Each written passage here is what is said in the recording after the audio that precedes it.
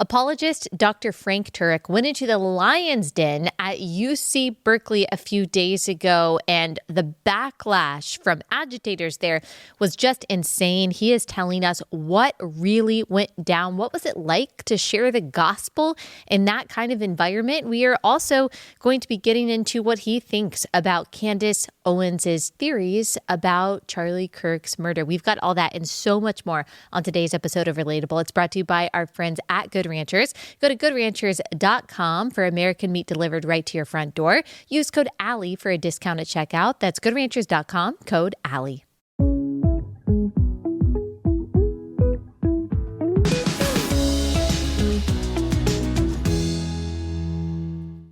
Dr. Frank Turek, thanks so much for taking the time to join us. All right, I want to talk about UCBerkley. Can you just, before we get into the specifics, take us through the whole night being asked to speak there, what you spoke about, and how it went? Yeah, well, Charlie Kirk and I were scheduled to go there from the summer. I said, Charlie, if there's one campus I want to go and be with you on, it would be Berkeley. And he said, well, let's do it. So it was scheduled for November 10th. And of course, we all know what happened 2 months prior. So I thought the whole thing would be called off, but the team called me and said, we're still going to Berkeley. You know, Erica said the show must go on, to her credit.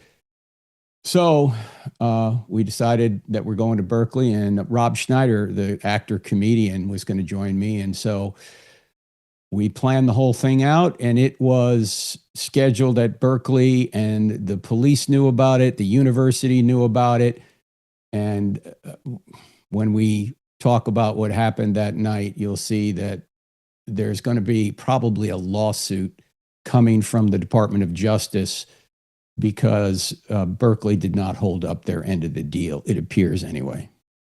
Okay, I spoke at UCBerkley in 2018, which was really not a saner time than it is now. And it was a lot more contained than what you did. I spoke to a large classroom, and I gave what I thought was a very neutral speech, actually, because I went in knowing that it was the lion's den, but it was right in the middle of the Kavanaugh saga. And I was one of the main voices kind of sticking up for Kavanaugh, that it's not right to just accuse a man based on basically nothing and to try to ruin his life based on that. And it was the craziest, still to this day, it was the craziest experience at a college campus that I had ever had. There were students standing up in the middle of my speech, screaming, yelling. I was actually taken aback. I mean, I'm a Texas girl, and so I guess I just thought surely it's not going to be that insane. It was insane. And that was 7 years ago. And you saw way more vitriol than I saw. So tell me what went down. Well, we call it UCBerkley for a reason, Allie. We had actually gotten into the venue early, and so we were in the venue when most of the damage was happening. And Antifa was there. Obviously, they were hurling insults and slurs at the people trying to get in. They set off fireworks, which sounded like gunfire, so people were scrambling. You've seen some of the video already. And at one point, some of the TPUSA staff went out there just to try and usher more people into the venue.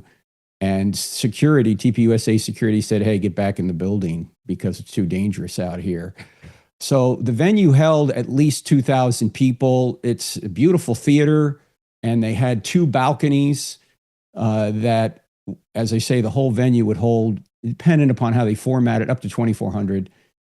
I think there were at least 2,000 seats in there, and only between 900 and 1,000 were filled because the university decided not to let certain people in who didn't have their official ticket, which is a whole nother thing. They had to use the university ticketing system. And so what happened was, and many leftists went on, got the free tickets, and then said they weren't going to use them, or didn't tell people they weren't going to use them, but they wanted to have the venue be empty. So 900 to 1,000 people courageously got in. The doors opened at, I was in there. The doors opened at 5 o'clock for a 6:30 start.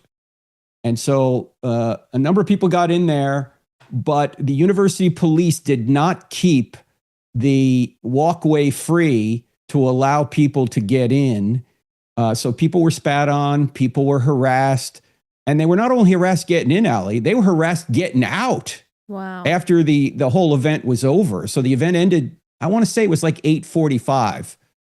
So we started about, I'd say 20 minutes late. And so the whole event went about 2 hours. Yeah. And Antifa was out there the whole time. It's not a large group of people, just a very disruptive group of people. And not all of them were students, Allie. I would say that from the reports that I got, because I wasn't actually out on the sidewalk, most of these people were adults. Most of these people were probably George Soros funded, liberal agitators. Wow. And Harmeet Dillon, who is in the Department of Justice and is the top civil rights attorney in the country, or civil rights law enforcement person, has already sent Berkeley a 2-page letter that they need to retain all the records because there's probably going to be a civil rights lawsuit brought against Berkeley, which, by the way, gets, I've heard, hundreds of millions, if not $1 billion a year in funding from the United States government. Wow. So there are laws that say you have to grant equal access. You can't allow a heckler's veto to go forward. You experience a heckler's veto. In other words, that people were actually in the venue trying to shout you down. Right. None of the people that were well, I can't say that because the first questioner was claimed to be part of Antifa, but he was polite. Nobody in the venue shouted anyone down. Yeah. They were predominantly Charlie Kirk and TPUSA and supporters and Christians, but people outside the venue did everything they could to prevent people from getting in. Quick pause to tell you about our first sponsor for the day, and that is Crowd Health. Okay, if you want to opt out of health insurance because it's such a hassle, it might be time for you to join Crowd Health, where you join a crowd of like-minded people and you help each other out in covering the cost of your healthcare expenses, especially in the case of an emergency. This is healthcare for under $100. You get access to a team of health bill negotiators, low-cost prescription and lab testing tools, as well as a database of low-cost, high-quality doctors vetted by Crowd Health. But there are no premiums or deductibles or doctors' networks. You don't have to worry about the headache of any of that. If something major happens, you pay the first $500, then Crowd Health steps in to help fund the rest. It feels like the options we used to have before Obamacare messed everything up. Of course, you join the crowd, a group of members who, just like you, want to help pay for each other's unexpected medical events. Go to joincrowdhealth.com. You can get started today for just $99 a month for the first 3 months when you use my code Allie. Go to joincrowdhealth.com, code Allie. Crowd Health is not insurance. Opt out. Take your power back. This is how we win. Joincrowdhealth.com, code Allie. Okay, we have lots of video that has been playing or will be playing as you're describing all of this, but there's one video I just want people to see the cruelty of some of these demonstrators. Stop for. You're dead, homie. You're dead, homie. You're dead, homie. You're dead, homie. You're dead, homie. You're dead, homie. You're dead, homie. You're dead, homie. No fascist USA. No ICE. No KKK. No fascist USA. Okay, so for people who can't understand, they're saying F, you're dead, homie. So talking about Charlie Kirk, so cursing Charlie Kirk and celebrating his death, and they're talking about fascism. They've got the communist symbol, the hammer and the sickle. And then, of course, there's all this footage of them being actually violent. I know Chloe Cole was there. She is a detransitioner and just like a wonderful advocate for biological reality. She was in attendance and she asked one of the police officers, hey, like, can you escort me out of this crowd and out of the car? And the police officer just rolled her eyes at her and said, you'll be fine. And apparently the police officers, I just heard from anecdotes, they really were not interested in helping Turning Point and helping you guys, and kind of just said, it's free speech. These people can do what they want. It's like they didn't want to prevent violence. I think that's probably what's going to happen when we get to the court case. People are going to realize that's exactly right.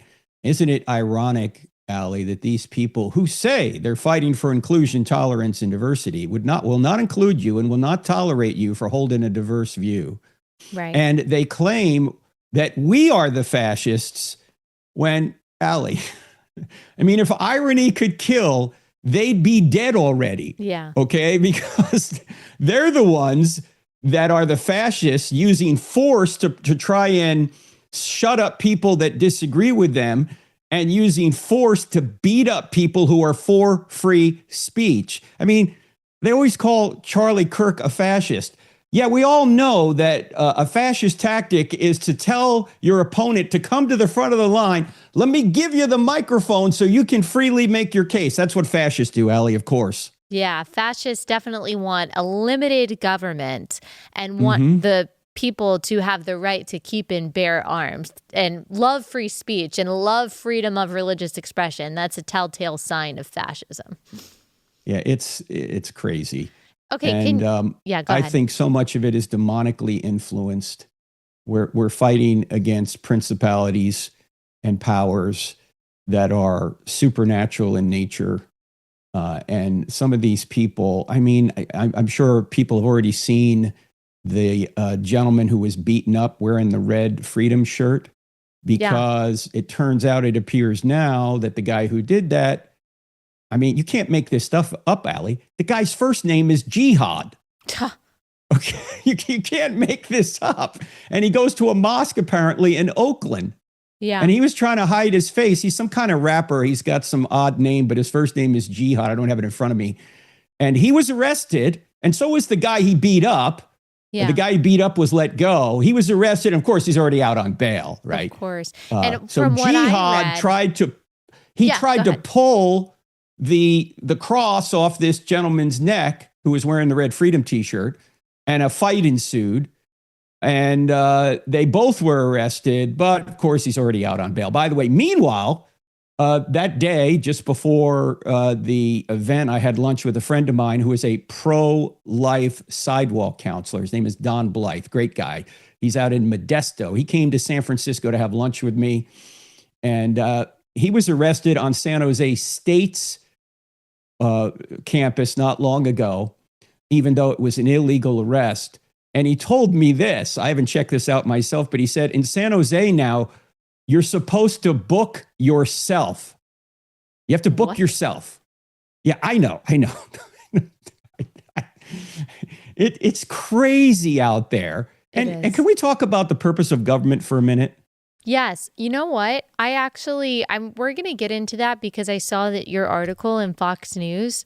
But can I ask you, well, a couple things. I want to ask you another theological question, and then we can get into the purpose of government and capital punishment. But I do want to play this clip of you from UCBerkley sharing the gospel. So God gives us free choice. The problem is we can use our free choice to do evil like the shooter did. But can any good come from that? The Bible talks a lot about this. We don't have time to get into all the details. But the Bible talks about the fact that testing produces patience, and patience produces character, and tribulation leads to hope. And it says all things work together for good to those that love God and are called according to his purpose to be conformed to the image of his Son. Doesn't say all things are good. There's a lot of evil things out there, but according to God, good things can come from evil, especially to people who are called according to his purpose.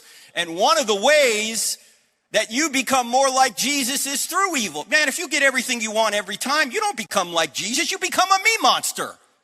What was the response in the room when you were sharing this biblical truth? The response was very positive. The people that got in were courageous supporters of TPUSA. I suspect most of them are Christians, but I wasn't sure. So I wanted to make sure I gave them Charlie's number one message, my number one message, your number one message, the Bible's number one message. And that is, we're all sinners. We all need a savior. We can't save ourselves. That there's only two things you're going to get in the afterlife. You're either going to get justice or you're going to get grace. And I don't want justice from an infinite being. Neither do you, neither does anybody watching, neither did anybody at UCBerkley. And the only way we can avoid infinite justice is the God of infinite grace, who takes justice upon himself, takes our punishment upon himself. And then by trusting in him, we're not only forgiven, but given his righteousness. Amen. So that's the only message I wanted to get across at the memorial. That's the only real message I wanted to get across to the folks there at UCBerkley, other than the question of if God, why evil? We dealt with that in my 20-minute talk as well. Yeah, that's so good. I'm so glad that you're doing that series right now. And then the other question that I had, and maybe this will lead us into the purpose of the government, something that I note in all of these, Antifa protesters, which Charlie talked about so much before he died, from what I understand, even privately, to people in the government saying, look, we got to break up these left-wing terror cells. They're serious, they're inflicting violence. And that was something that he pushed hard for, that those of us who care about his legacy should also be focusing on that, especially those with the power to do it in the government. But what is it about communism? I see this hammer and sickle. I see these people who say they want equality, they want peace, they want everyone to be taken care of, and they say they're fighting against poverty. Why always, every single time you see those mantras and those symbols, do you see such violence and ugliness and godlessness? Like, why do those things go hand in hand?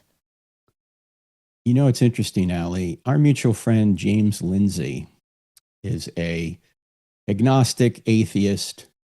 And about a year before Charlie died, he texted Charlie and he said, Charlie, I'm starting to believe in Satan because I'm looking at the history of communism in the 20th century.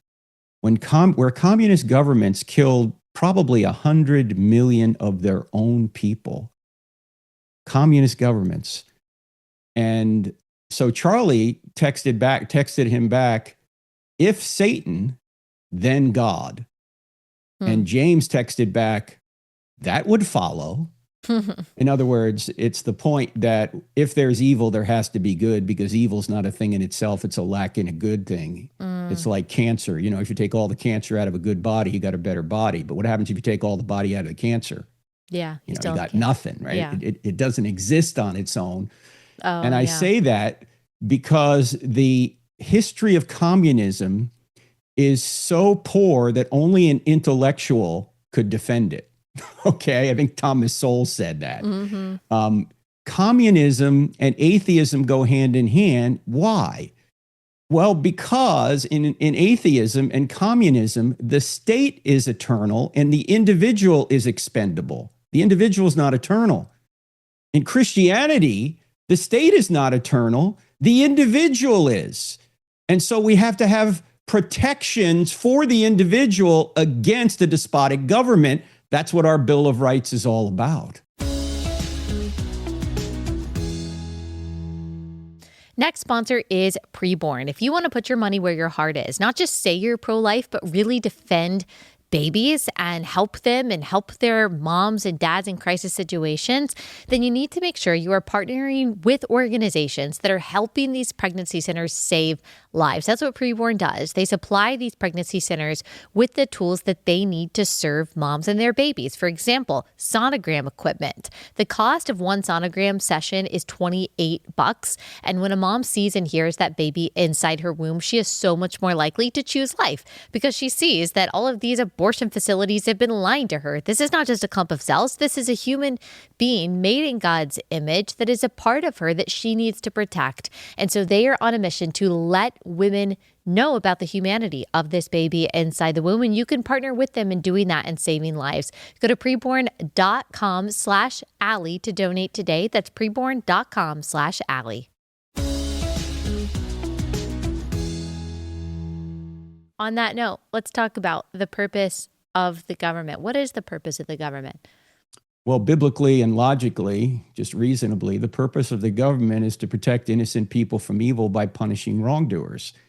And that is what Paul talks about in Romans chapter 13. And of course, it's mentioned also in Genesis chapter 9. If we had no government, wrongdoers would run rampant, just like they did almost rampant at UCBerkley. We need a force to protect innocent people from evil and to punish wrongdoers. And when governments cease to do that, they cease to become legitimate governments. That's why our founders in the Declaration of Independence listed a long list of abuses that King George had committed against them. And so they said, if the government won't secure our rights, we have a right to a new government. And the real founder of our Constitution was James Madison, who said, if men were angels, no government would be necessary. I mean, if you think about the fact that human beings are not angels, but if we were, would we need a government? We wouldn't need a government at all. We'd always treat people well. There's no reason to have an outside force prevent evil because nobody would be doing evil and there'd be no wrongdoing to be punished. But since we are fallen and we do need a savior, we need a government to protect innocent people from evil. And this is where your book, Toxic Empathy, is so important, because people think one-sidedly, and you will explain it better than me. So I want you to take it from here, Allie, because you explain the fact that people don't see both sides of an issue and they wind up supporting the criminal rather than the victim. Can you unpack that for us? Sure. Yes. The media does this very well, and there are so many examples of this. But in my book, I go through the 5 subjects where we see the media use empathy by hoisting up a particular victim to get you to draw the progressive conclusion about something. For example, when it comes to abortion, NPR told this terrible story of this woman named Samantha who was pregnant, and she found out at 20 weeks that her baby had this fatal fetal anomaly, wouldn't live long after birth. And so how NPR tells this story is that, to her horror, she found out that in the state of Texas, she couldn't get an abortion. That's what she wanted. And so she was forced to carry this pregnancy. She was forced to bear the financial burden of delivery and bearing her child. She was forced to go through this emotional distress because she wasn't given a choice because of this cruel, draconian Texas law. So it's all told from the perspective of the mother as the victim in this situation. Never are we told what an abortion entails. Never are we told about this child, that she got to be delivered, that she got to be held, that she got to be named, that she got to be kissed and loved and cared for and then buried like the human being that she is. They don't talk about what would have happened if abortion had been allowed. She would have been poisoned, dismembered, thrown away like toxic waste. It was all from the perspective of the pain of the mother who was forced to carry this child to term. So at the end of it, you see all the comments on Instagram on this particular post too. Everyone's incensed.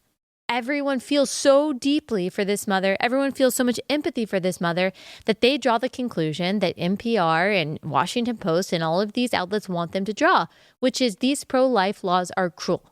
Because look at the pain that it causes. This is true when they tell stories about an illegal alien, when they tell the story about the man who feels he was trapped in the wrong body, when they talk about, oh, this person just wants to love who they want to love, or, oh, this criminal had such a hard upbringing. When you focus on their stories, you forget that, okay, well, if I support the policy that this outlet wants me to support, well, then babies die, then women and girls don't get private spaces, then children don't have both a mom and a dad, and then there are a bunch of victims of this person being let out of jail.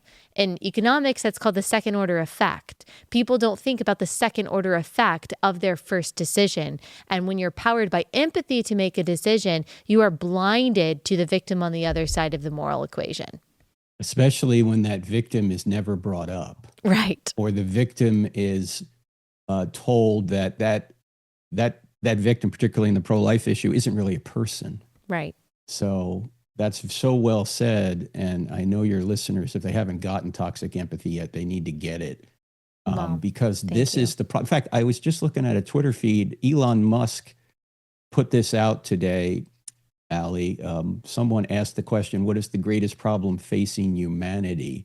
And he said, it's interesting to read all the responses in the Twitter feed, but one of them that popped up was from Glad, I think his name is. Sad, I think. Yeah, he's a professor up in Canada, and he calls it suicidal empathy. Right. Which is similar to, toxic empathy, that people just can't think about both sides of an issue. They get on one side and they advocate for that one side, not realizing the victims on the other side are there, and they're been propagandized to think they're thinking the right way about an issue, when in fact they're thinking exactly the wrong way about an issue. Yeah. And it's so important. And the whole immigration thing is a big example of this. Yeah. They'll have some sob story about an immigrant, and you'll go, well, we're supposed to bring in the immigrant, of course. Yes, okay. But then they'll use that sob story, and they will not talk about the 300,000 girls that have been sex trafficked, probably. Right. They're missing in our country right now during the Biden administration. They will not talk about the 100,000 people who have died from fentanyl overdoses. They will not talk about the terrorists that came across the border. They will not talk about all of the bad things that have occurred from having an open border. They won't talk about the fact that housing prices are up because there's such a demand for housing now with more immigrants, or that wages are suppressed because there are more immigrants, illegal immigrants. They will not talk about the cost to the taxpayer on law enforcement, nor will they talk about all the money that is going to illegal aliens that is putting us further in debt. Nor will they talk about the fact that part of the shutdown, which has brought pain to a lot of people, was brought forth by Democrats in order to get illegal aliens health care. They won't talk about any of this because they have this toxic empathy on one side. And I always tell people, look, you believe in borders. Do you have a lock on your door? Right. Do you have a password on your bank account? Why don't you just give anybody the password to your bank account? How come you haven't done that? It's not because you hate people on the outside. It's because you love people on the inside, and you have a responsibility to take care of your family. As Paul said, if you don't take care of your family, you're worse than an unbeliever. And I love, sorry, I'm rambling here. I'm filibustering now. No. But I love what Vice President Vance said over in Europe back in February. He started talking about Augustine's Order of Loves. Do you remember that, Allie? Yes, I do. I mean, that was, any politician that talks about Augustine's Order of Loves gets my vote. Okay? Yes, and that was, people were scandalized, or else they acted scandalized about that. And I just, it's kind of like what you were saying. They want to argue against it because in their minds, or they could say, that lacks empathy. How could you say that we're not supposed to love these other people? But of course, that's how they order their own lives. No one can love everyone equally. It's impossible for us to do that. And we weren't meant to. I mean, God is a God of order. He actually created these systems for us to have order to our lives. He placed us not in a jungle. He placed us in a garden and told us to work and to keep it. From the very beginning, there's a systematized way of doing things that God does, not for his sake, but for our good, because we are orderly beings made in his image, and families and countries and laws and governments and punishments and rewards are all part of that people, they're gifts of common grace that people need to survive and thrive. And people get that, as you said, on the micro level, because they all order their lives that way. They love their kids more. They feed their kids more. They don't let anyone into their house to steal their food. That doesn't make them a loving neighbor. That makes them a bad parent.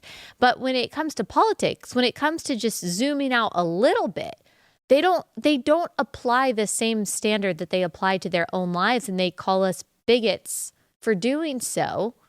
And yeah, it can be really hard to rationalize with that. Well, you can't rationalize with the irrational. In fact, we were talking backstage, me, Rob Schneider, Peter Boghossian was there. That was a surprise to me. I don't know if you know Peter, but he's an atheist, but he is trying to save Western civilization because he realizes that the woke left is aligned with the militant Islam faction. And those two forces together will destroy Western civilization. And so we were talking about the fact that some people think that you can reason with people that don't want to be reasoned with. Yeah. I mean, Jesus himself said, don't cast your pearls before swine or else they'll trample you to death. Yeah. Rob Schneider was on Fox and Friends talking about this after the event. I was on before the event. And Rob was saying that the people inside the arena, some of them didn't agree with us, but we had civil conversations. And that's how you have a democracy or a republic, which what we have, a representative republic. You exchange ideas and you have free speech. The folks on the outside, Antifa and all the protesters, they didn't want to have free speech. They didn't want to have a debate. They wanted to cancel the debate. And so it's not hard to see who is for civilization and who is against it. And let me say one other thing, because I want to make sure we're not guilty of what the left does. I'm not saying everybody that has leftist views isn't for free speech. We need to treat people as individuals. You can have leftist views and be wrong about certain things and right about other things. And I'm not going to say that everybody on the left agrees with Antifa. That's not the case. However, when we look at the surveys and when we look at the actual facts on the ground at these sites, Allie, the surveys show that political violence is predominantly coming from the left. A third of college students think it's okay to use violence against people who are uttering things you don't agree with, where only 3% of very conservative people think that. A quarter to a third of very liberal students think, oh, no, that's just fine. And I mean, we did just see in the state of Virginia that Jay Jones, who had said that he hopes that his political opponents get murdered and that his political opponent's wife holds their murdered children as they die. That is the kind of tragedy that he wanted to inflict on his political enemies, and he won. He won, and the governor who endorsed him won. And so, again, that doesn't mean that every Democrat in the state of Virginia said, yes, I love that, but not enough of them didn't love it. Not enough of them hated it in order for him to lose, and it should have been a very easy loss, but we're in a different age. We're in a very different age than we were even 10 to 20 years ago. Yeah, we are. Rob Schneider the other night put it this way. He said, we're in a cold civil war, which I hope doesn't turn into a hot civil war. But the people who say they're fighting for inclusion, tolerance, and diversity will not include and will not tolerate you for holding a diverse view. Yeah. Unless the government comes in and ensures that people like me and you and others that are trying to speak freely have that right on college campuses, there's not a lot of hope moving forward. Yeah. Allie. Speaking of the government, you wrote an article, or you argued for the death penalty for Charlie Kirk's killer. We've talked about the death penalty a lot on this show. That is probably one of the things that I get the most pushback on for being pro death penalty post due process in principle because of biblical principles. So tell me your argument for making this statement. Well, Paul in Romans 13 talks about that the ruler does not bear the sword for nothing to punish wrongdoers. And in his day, the sword meant the ability to use capital punishment on a capital crime offender. So capital punishment was something that both the Old and the New Testaments say is a legitimate form of punishment. And even Jesus himself said that. Because when he's before Pilate, Allie, you remember that Pilate said to him, to Jesus, don't you know I have the authority to kill you? Jesus didn't say, no, you don't. He said, you do, but you get that authority from above. What's the implication? That governments have the authority, legitimate governments have the authority to issue capital punishment for capital crimes. And what so many pro-lifers seem not to get is that, and people even on the other side of the issue, the pro-abortion people say, oh, you're pro-life. How could you be pro-death penalty? Well, there's a stark difference between an innocent baby and a guilty murderer.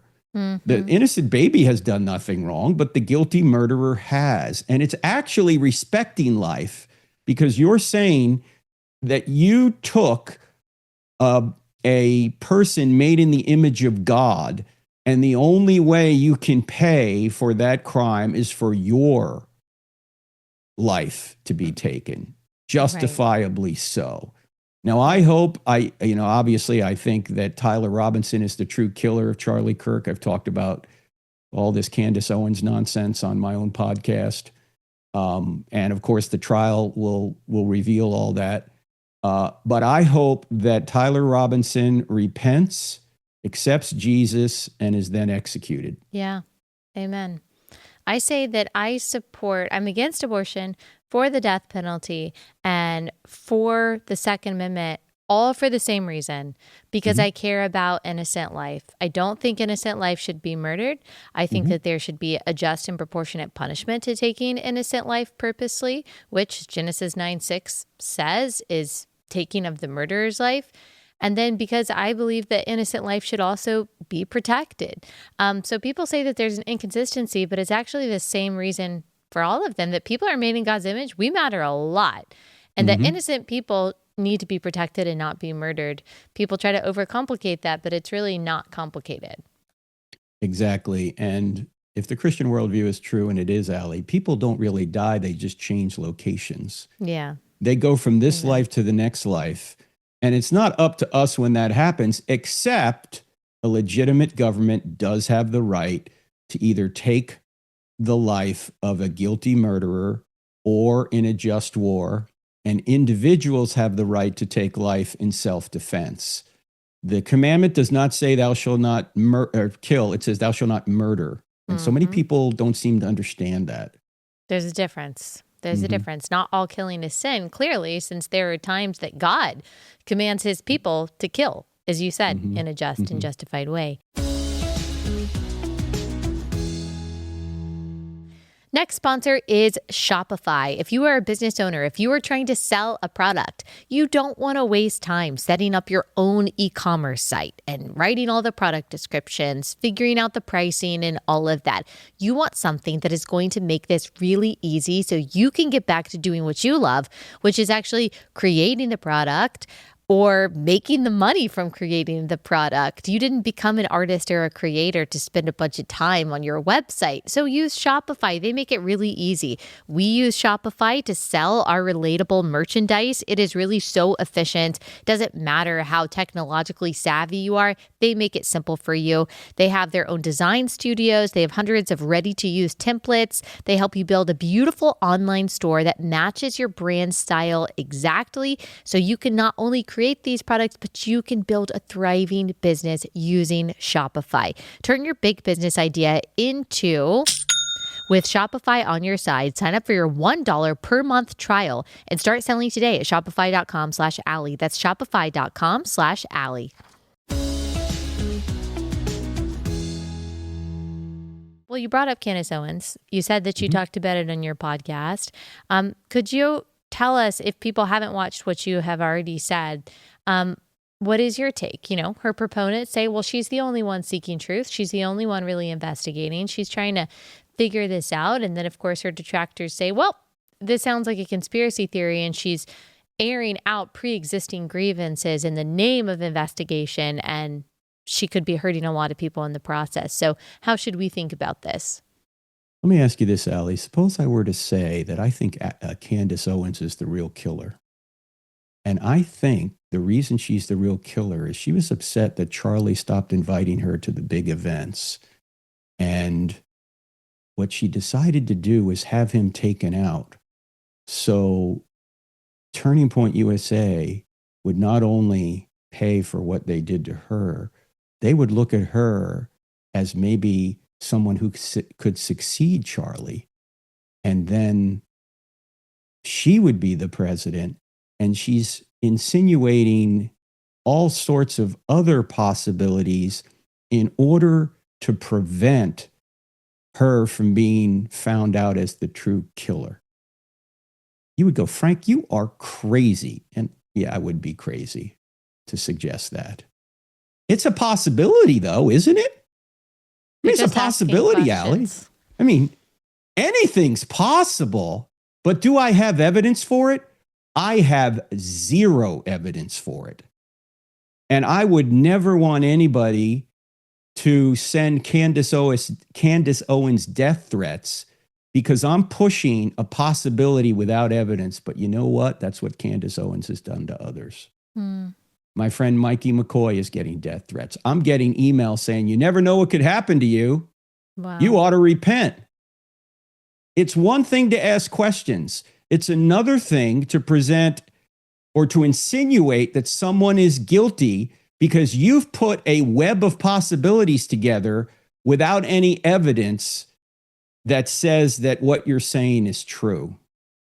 And I know there are a lot of unanswered questions about this particular murder, and there should be. Now, why should there be? I had my friend J. Warner Wallace, the cold case homicide detective, on the show about 5 weeks ago, a couple weeks after the murder. And Jim has been a part of several homicide investigations and prosecutions. And here's his main point. The prosecution is never going to tell the public anything they don't need to tell them. The prosecution's goal is to convict the real killer, not quell conspiracy theories. Why? Well, let's put it this way, Allie. If the FBI is right now investigating a second shooter with regard to the Charlie Kirk murder, they're not going to tell the public. Why? Because if they tell the public and then someone comes forward and says, oh, I saw the second shooter, they don't really know if that guy really saw the second shooter or that guy's just trying to make a name for himself and trying to get attention for himself. Right. They have to keep their cards close to the vest. Also, they don't want to taint the jury pool. Also, they don't want to tip off the defense. Prosecutions rarely reveal what they have. They will, though, check into conspiracy theories privately. How do I know? Because they checked into me. I don't know if you saw the stupid guy in the white hat. He's signaling the killer for Charlie Kirk. I didn't even know about that for the first 30 hours. When I got back to Phoenix after the murder, this was Thursday afternoon. It happened Wednesday about noon. When I finally got back to Phoenix after J.D. Vance came and picked up Charlie on Air Force Two, my wife picked me up and said, do you know that you're the subject of a conspiracy theory? I said, what? What are you talking about? And she told me the whole story about the guy in the white hat.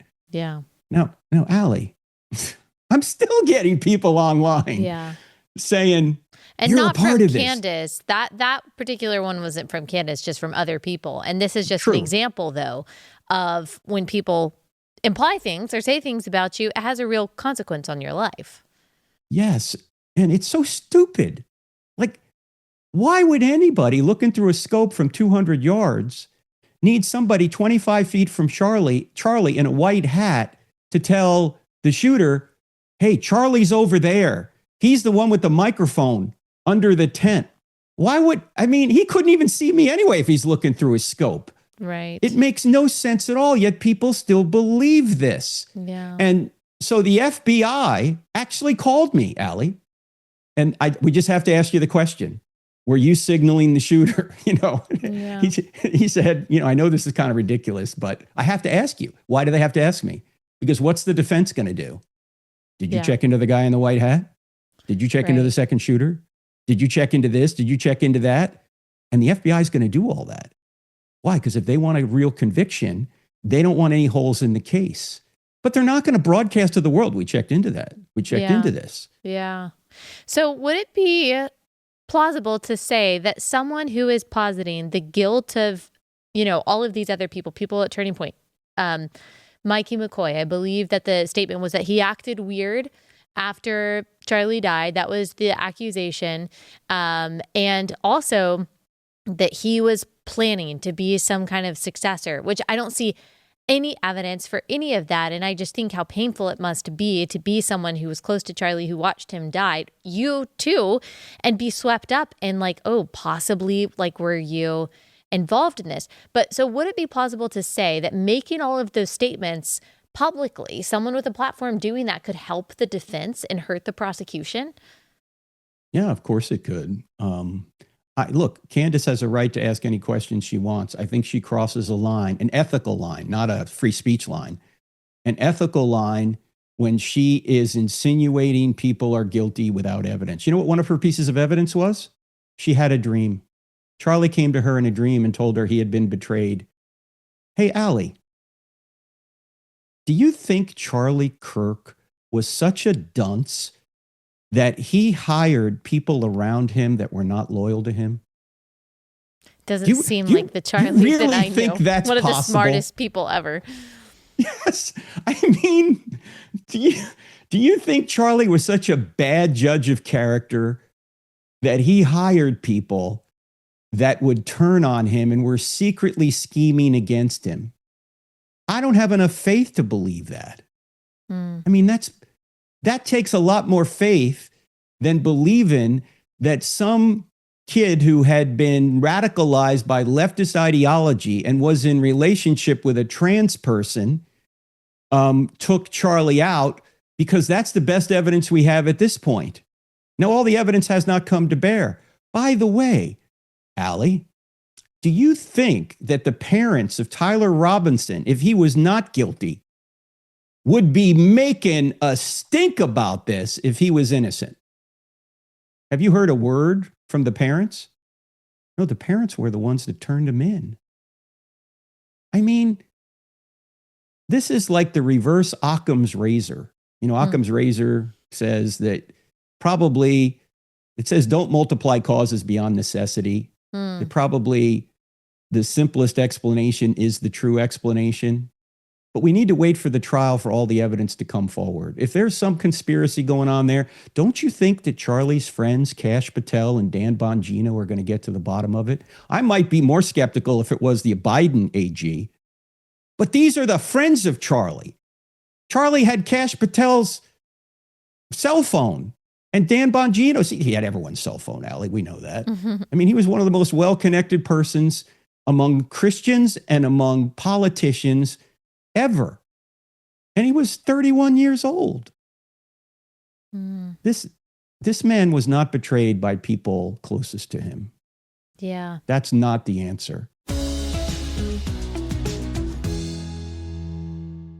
Next sponsor is Patriot Mobile. This is America's Christian conservative wireless provider.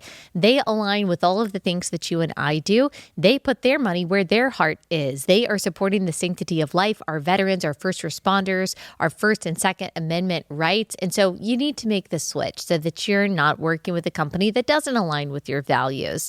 For over 12 years, they have been defending faith, family, freedom while providing the same or better premium network access on all 3 major U.S. networks. Switching to Patriot Mobile is really easy. Keep your number, keep your phone, or upgrade. Their 100% U.S.-based customer support team can activate you in minutes on the phone.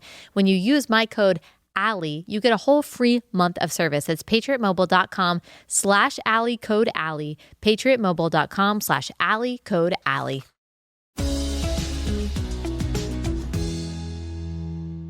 Can we talk about Mikey for a second? Sure. Mikey, I just love that man. 23 years old. Now he's 24. So young. I didn't realize he was that young. Such a servant. Just a servant. And me and Mikey and Charlie were having dinner in Phoenix in May. And Charlie had to go up to use the restroom. I said, Mikey, you know, Charlie couldn't do much of what he does without you. He said, it's just my honor to serve him. And why did Mikey immediately get on his phone? Candace Owens said, you know, there are 3 possibilities. You know, when you're struck with a tragedy, number 1 is you run from it. Number 2, you run toward it. Or number 3, you freeze. And Mikey did neither of that. Mikey immediately got on his phone. Well, first of all, let me suggest this. There's nothing normal about an abnormal situation. Nobody knows how they're going to react in an abnormal, traumatic situation. The only reason I did what I did was because I knew what I would do beforehand, because I had thought about it. Because I always was afraid somebody was going to take a shot at Charlie. And I said, look, if I'm there, I got to do something if I can, anything to try and save him. And so that's why I got in the car. Mm-hmm. You know what Mikey had been told over and over again by Charlie? If anything happens to me, the first thing you do is you call Erica. Get her on the phone immediately. Now, Erica was in Phoenix. We were in Utah. Mikey did the emergency procedure. That's what you're supposed to do. And anybody in the military or law enforcement knows what I'm talking about. I was in the Navy for 8 years. You think about all this stuff before it happens. So when it happens, you don't have to think. You just do what you're supposed to do. What sense would it make for Mikey to run to Charlie when his security team, 6 guys, were already on him? Well, 4 guys were on him. There's 2 more there. Right. They were already, they were right there. He would have just gotten in the way. Mm-hmm. He knew what he had to do and he did it. Yeah. And, I don't have any special insight, but I assume that thing, as you said, had been rehearsed. And as you said, had been talked about. And Erica said on Fox News to Jesse Waters that Mikey called her and said, get the kids, get security. This just happened. And so if that's not what happened, are people saying that Erica is lying? Like, that would be the implication there, that she's not telling the truth. And so I really feel for him, and the implication that, he was promised to be Charlie's successor, and that's why he's speaking at Liberty University. Again, no evidence of that. Mikey's not hosting Charlie's show. I don't see Mikey doing a bunch of interviews out there being like, I haven't seen him at a campus stop. He hasn't been on doing any of these debates. There have been a lot of us, you, me, a lot of other people who were in this circle who have been asked to go to this speaking engagement or go to this campus stop or fill in or do this interview or things like that. Not, to take anyone's place, but just because, we're trying to fill in for a friend. But I haven't seen any evidence of Mikey stepping into any realm. I've seen him continue to serve. And so again, I just don't see the proof. And I think it matters a whole lot to put someone, in the crosshairs by implying that somehow they were involved in this. That's a really, really hefty claim to make. Yeah. And it's causing dissension among the brothers. And who's urging him to step in more? I am. Because I think the kid is gifted. And I've tried to have several mentoring sessions with him like I had with Charlie, and he just can't do it yet. He just can't. We've tried to do it, and he's in mourning, and he's trying to hold it together. He's a strong kid, but he's a kid. He's 24. Yeah. And he has the demeanor and the intellect to go, once he's trained, onto a college campus and be a very attractive ambassador for Jesus. And so I hope at some point he does. But I would bet my life on Mikey McCoy. He did not. He had nothing to do with this. And yet you should see the horrific things people are saying about him. Yeah, man. It's very sad, Allie. It is. And again, very sad. Candace, ask as many questions as you want, but don't insinuate people are guilty without evidence. A dream is not evidence. Yeah. Okay?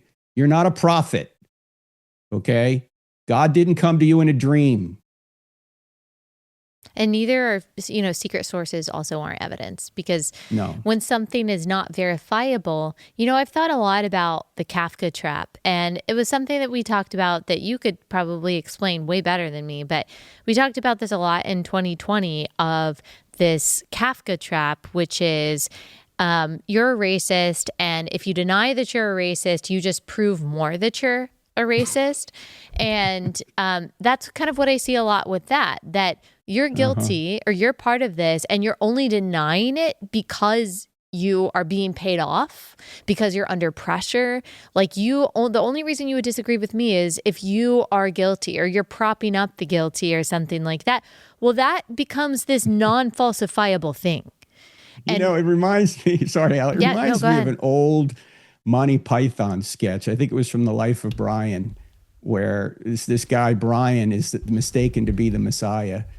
And so the people are saying, you know, you're the Messiah, right? You're the Messiah, right? And he goes, no, I'm not the Messiah. I'm not the Messiah. Yes, you are. You're the Messiah. You're the Messiah. And they keep harassing me. Finally says, okay, I am the Messiah. And they go, he is the Messiah. You know, it doesn't matter what you say. Their conclusion is already made. Whether you affirm it or deny it, they're going to find evidence for their position, what they think is evidence, but it really isn't. That's what's going on here. Doesn't matter what you say, what you deny, what you affirm. The conclusion is preloaded into their investigation, and that's not how you find truth. You don't have your conclusion already established before you look at the evidence.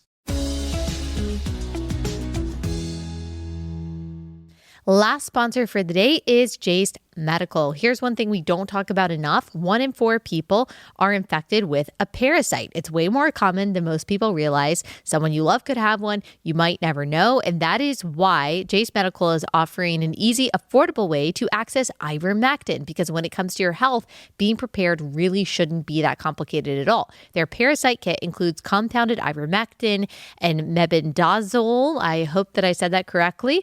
2 proven ingredients that work together for an efficient, effective parasite cleanse. They also offer topical ivermectin gel and cream options that treat skin conditions like rosacea and more. Everything is prescribed online, shipped directly to your door, and backed by real licensed physicians who guide the process. The best time to prepare for things like this is before. So go to jase.com, use code Allie at checkout. You'll get a discount on your order. Jase.com, code Allie.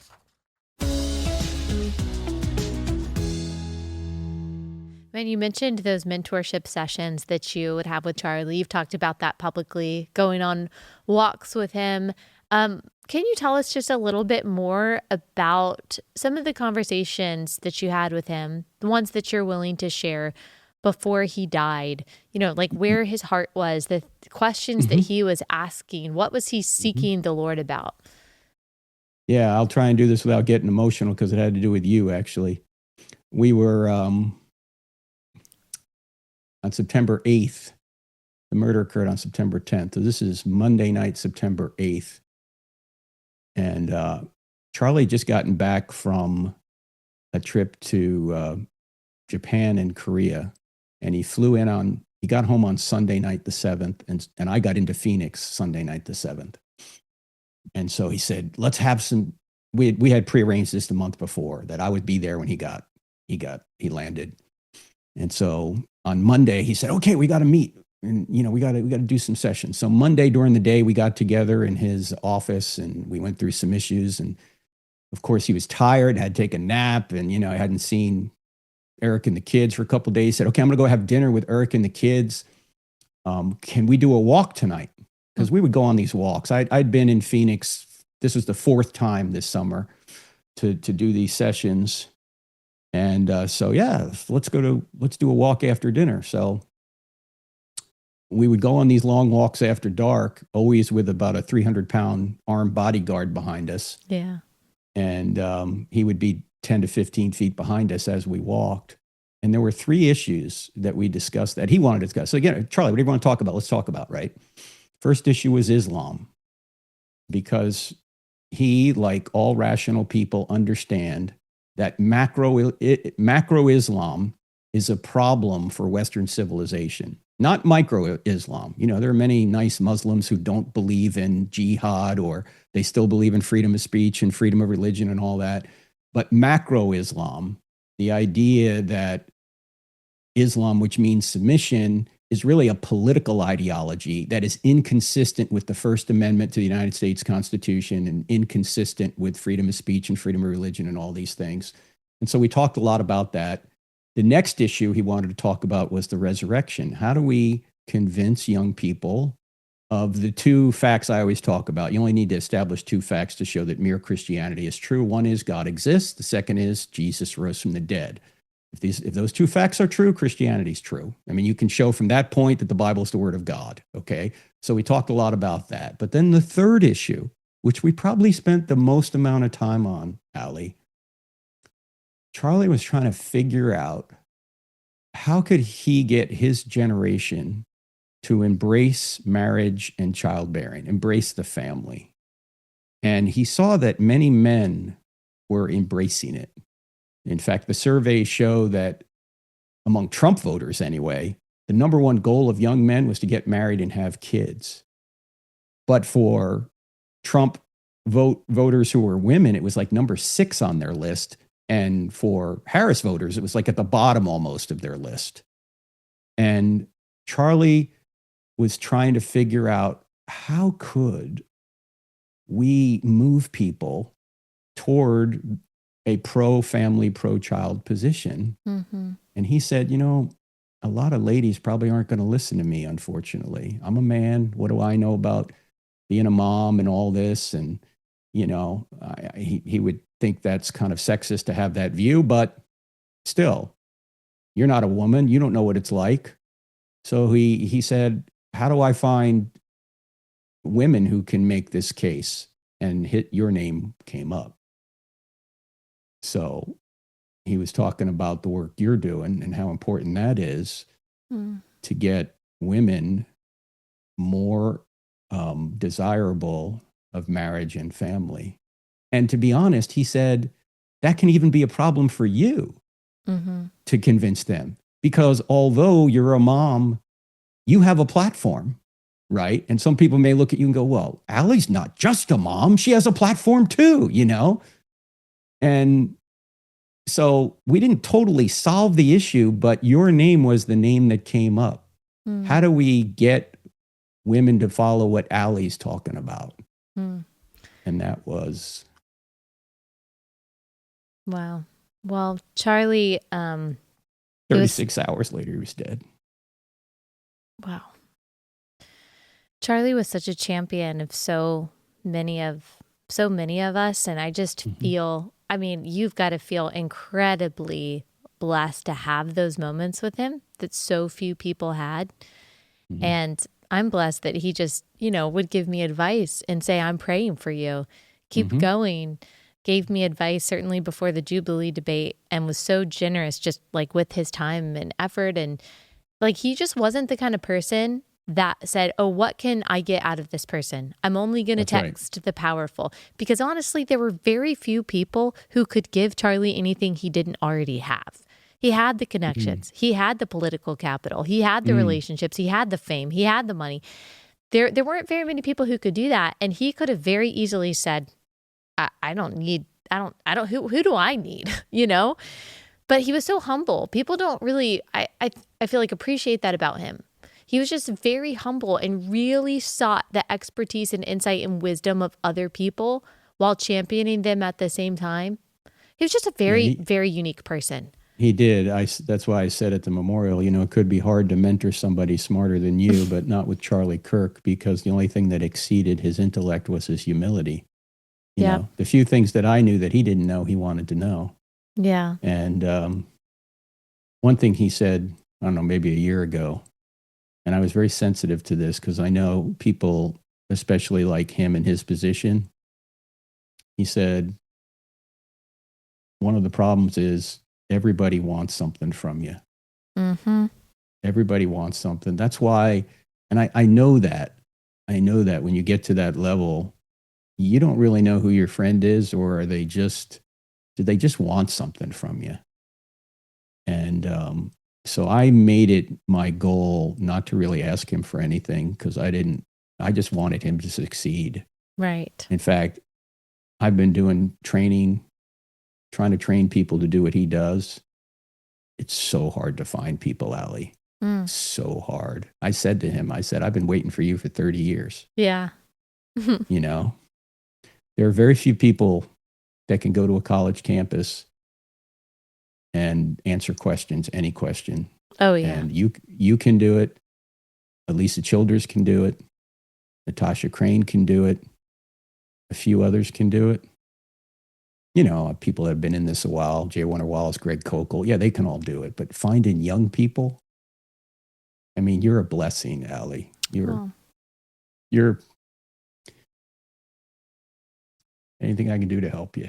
Well, thank you. So, and you have, and you've helped. I know you know this, but maybe you don't think about this, but you have helped millions and millions and millions of people. because of your mentorship of Charlie. And I know you will be humble and say, oh, I didn't teach him anything he didn't already know, but you did. And he was not someone who wasted his time. We all know that. No. And he would have never said, oh, I just spent all day with you. Let's go on a walk tonight. Unless he knew that what you had to offer him was so valuable and something he needed to give to millions and millions of people. And you won't even know until the other side of eternity when someone comes up to you and says, I know the gospel because of what you said to this person who said this to this person, and on and on. That's right.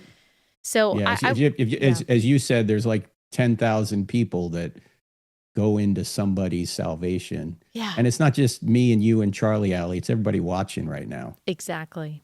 Because the people watching right now, you out there, you're going to reach people that Allie and I don't even know. Yep. You're going to reach them. So you don't have to change the world. You just need to change somebody's world. So do whatever you can to advance the cause of Christ, wherever that is, however that is. Yeah. With just the couple minutes that we have left, you were there when Charlie died. You were in the car after you knew that he had already gone to glory because you could see that his eyes were open. But as you said, they weren't, he was already seeing Jesus. Yeah, they were fixed. Yeah. Tell us how you're doing, because you have not stopped sharing the gospel, going on these college campuses, going in the Lion's Den. And you just lived through what I imagine was probably the most traumatizing moment of your life. Yeah, everybody deals with it differently, Allie. But all the people that were there and all the people that knew Charlie will tell you the same thing. Grief comes in waves. Yeah. There are days you go, I don't know if I can go on. Not that I'm going to commit suicide. Don't get me wrong. I mean, just like right. You don't want to get out of bed. I don't know if I can do anything. Yeah. And another day you feel almost normal. Yeah. But it's still true. It's 2 months later. The last thing I think about when I go to bed is Charlie. The first thing I think about when I wake up is Charlie. And I normally wake up about 4 a.m. and lie there for an hour and a half. Yeah. Maybe it's because I have this condition known as 63, Allie. Maybe that's it. But it's part of it. Yeah. But you just work through it. You pray. You talk to people. But let's not forget, Allie. There's 50 Charlie Kirks murdered every day in Nigeria. I mean, this is not to belittle what happened here, but we don't have the kind of religious freedom we have here. We don't have around the world, and Christians are dying all the time. It's almost normal. Yeah. So we need to have some courage and move forward regardless of what happens. Okay, can I ask you something just to close this out? And I don't usually end my shows like this, but can you just give us a prayer for all the Christians listening to just close out this episode? Yeah, absolutely. Father, I thank you for Allie and her ministry and all the people listening and watching. And we're all here not to just build our own kingdom, but to build your kingdom. We know there are many distractions. We know there's sex, there's money, there's power, there's prestige, but all of it's going to be gone when we're gone. We're here to know you, not just intellectually. Even the demons know you exist, but personally. Give us opportunities to know you and to make you known. We can just take people in little steps, especially now around the holidays, just to ask them questions about life. Ask them questions about how they're doing. Ask them questions about, is there anything I can pray for you about? Ask them, what's life all about? Where do we go when we die? Just move people closer to you.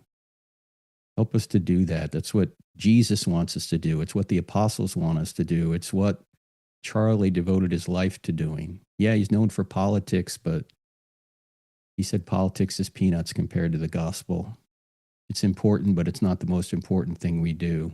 His politics came from his theology, not the other way around, and help that to be the case with us as well.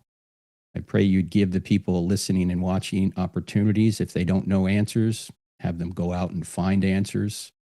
It's all over. There's so many places they could go to get answers. There's books, there's podcasts. There's, of course, the Bible itself. Help us to make a difference for you. Help us to keep this, what appears to be a revival, going. We thank you for giving us Charlie for the years that you gave us. Now help us to carry the torch after him. In Christ's name, amen. Amen. Thank you so much. Everyone needs to follow Dr. Frank Turek, his podcast, I Don't Have Enough Faith to Be an Atheist. They can follow you on social media to see your tour and all of the amazing things you say. Thank you so much. Thank you, Allie. Thanks for all you're doing. Friends, You go out too. and get toxic empathy. Make it happen. Thank you.